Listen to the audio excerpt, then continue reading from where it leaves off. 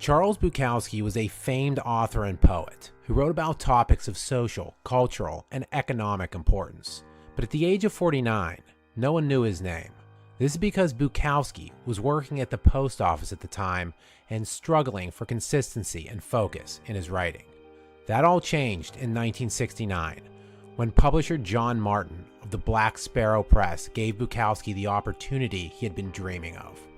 Martin offered to pay Bukowski $100 a month for the rest of his life if he agreed to quit his job and become a full-time writer.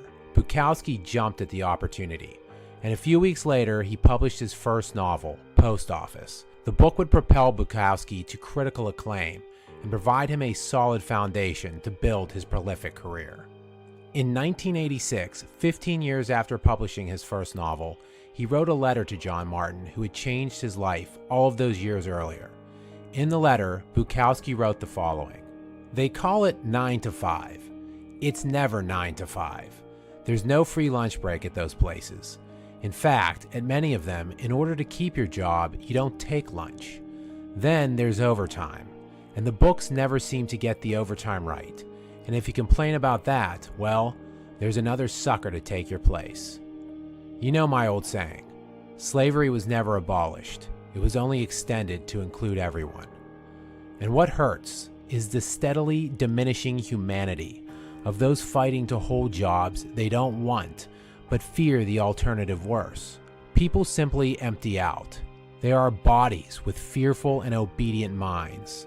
The color leaves the eye. The voice becomes ugly. And the body, the hair, the fingernails, the shoes, everything does. As a young man, I could not believe that people would give their lives over to those conditions. As an old man, I still can't believe it. What do they do it for?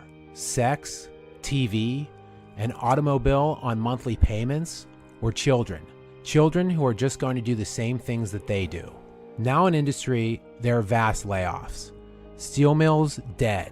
Technical changes in other factors of the workplace. They are laid off by the hundreds of thousands, and their faces are stunned. They never pay the slaves enough so they can get free. Just enough so they can stay alive and come back to work. I could see all this. Why couldn't they? I figured the park bench was just as good, or being a barfly was just as good. Why not get there first before they put me there? Why wait? I just wrote in disgust against it all. It was a relief to get this shit out of my system. And now that I'm here, a so-called professional writer, after giving the first 50 years away, I found out that there are other disgusts beyond the system. I remember once working as a packer in this lighting fixture company. One of the packers suddenly said, "I'll never be free." One of the bosses was walking by and he let out this delicious cackle of a laugh, enjoying the fact that this fellow was trapped for life. So the luck I finally had in getting out of those places, no matter how long it took, has given me a kind of joy, the jolly joy of the miracle. I now write from an old mind and an old body, long beyond the time when most men ever think of continuing such things. But since I started so late, I owe it to myself to continue.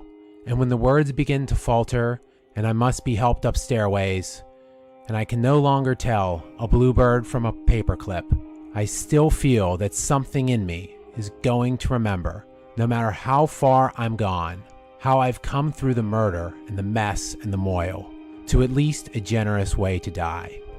To not have entirely wasted one's life seems to be a worthy accomplishment, if only for myself.